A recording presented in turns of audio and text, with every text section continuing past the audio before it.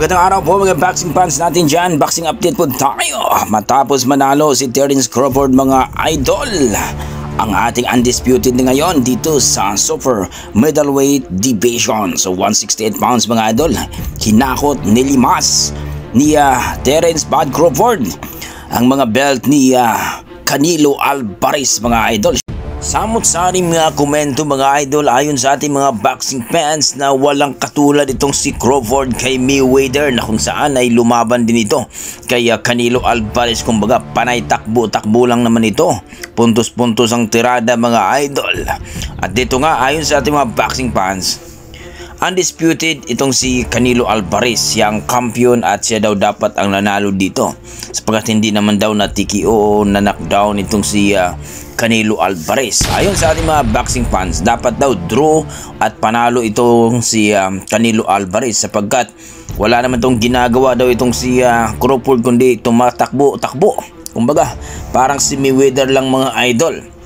Ayon sa ating mga boxing fans, ganoon talaga ang mga tirada ng mga negro daw mga idol pag lumaban, no? Puntos-puntos lang daw, no? Hindi lumalaban ng sabayan. Dapat daw nakipagsabayan itong si Crawford kay Canelo Alvarez. Hindi daw tumatakbo itong si Crawford kung magaling daw itong si Crawford. Well mga idol, kitang-kita naman natin na nakipagsabayan din si Crawford pero hindi din masyado mga idol. Kumbaga ganoon talaga ang galawan ni Crawford mga idol. Kumbaga counter puncher ang tirada mga idol. Pero ganun pa man mga idol, wala na tayong magagawa dahil panalo na po si Crawford mga idol at nilimas po ang apat na belt mga idol dito po sa super middleweight division. Well mga idol, alam naman natin na itong si Crawford ay warriors din pero mautak. Kumbaga nautakan talaga itong si Canelo Alvarez. Sa kabilang banda mga idol, ito nga ang ating pambaton si Cuadras Casimero. Marami nagsasabi din ng mga idol na baka fake news na naman ito, no? Ayon kay sa ating mga boxing fans na baka mapiki na naman daw itong si Casimero na umaasa dito kay Naoya Inoue mga idol. Na ayon kay Naoya Inoue na hindi na daw siya iiwas kay Casimero at lalabanan daw niya ito.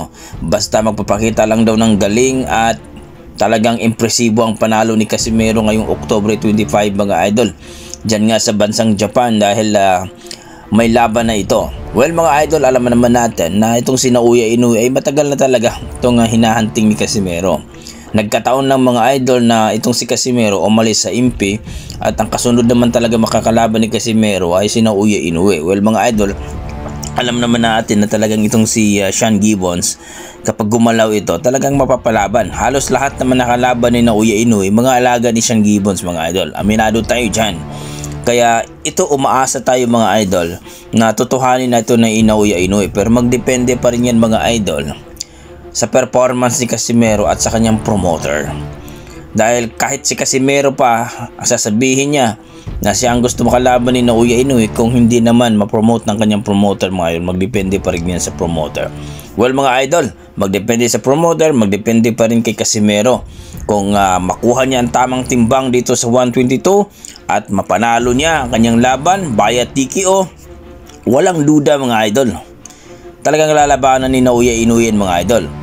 Dahil alam naman natin itong si Akhmadaliev nagiging mandatory at naging kampiyon siya dito sa WBA Super Bantamweight Division, kaya nilabanan siya ni Naoya Inoue. Kaya mga idol, umaasa tayo na itong si Casimero mga idol sa laban niya ngayong October 25, TKO ang kalaban, impresibo at importante makuhang tamang timbang mga idol. So kayo mga idol, ano masasabi nyo dito? Kaya pa ba ni Casimero na makuhang tamang timbang sa 122 pounds? Dahil alam naman natin, no, nakarang laban niya ay nag-overweight siya mga idol. Please comment down below mga idol para ating pag-usapan.